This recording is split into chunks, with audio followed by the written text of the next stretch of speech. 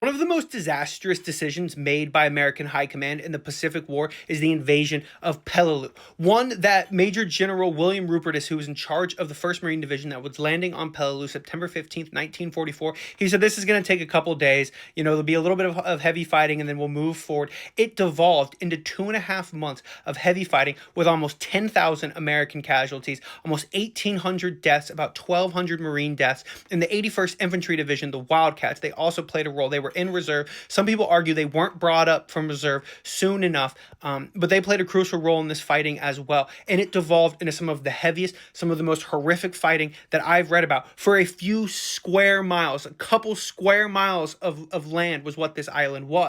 So as you can see Peleliu there, a tiny little island. And the thinking, as much of the thinking was in the Pacific War for why it needed to be taken, was because it possessed an airfield. And this was right before MacArthur's push up to the Philippines, and he was concerned about his eastern flank. But the thing is that William Bull Halsey, he had sent some carriers up there, and they encountered little resistance in and around Peleliu. And he said, we do not need to land there. We can silence that airfield, and we can bypass it. The island hopping strategy by this point in the war had taken a ton of momentum. It was a good strategy, and he said this is something that we should pass over. And he sent an urgent message to Nimitz as the Marines were on their way to land. He said, we need to cancel this. This is not necessary. Nobody really knows why Nimitz didn't end up canceling this occupation of Peleliu, but regardless, he did not end up canceling it, and as we said, horrible casualty rates ensued.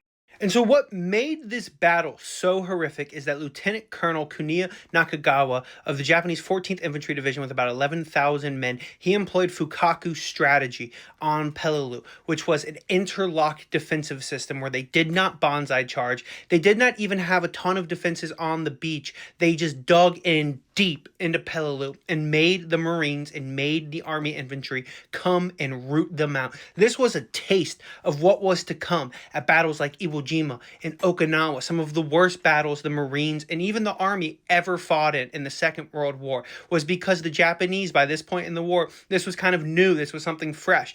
Don't banzai charge. Dig in. Make them bleed. Force them to come to the table for peace offerings, because we'll make the casualty rate so high, it will be unpalatable for the American people. And man, I mean, when you look at Peleliu, when you look at Iwo Jima, when you look at Okinawa, this is something that, I mean, the American people were fed up by the end of this war, by the casualty rates they were taking for these small, tiny islands they had never heard of in the Pacific.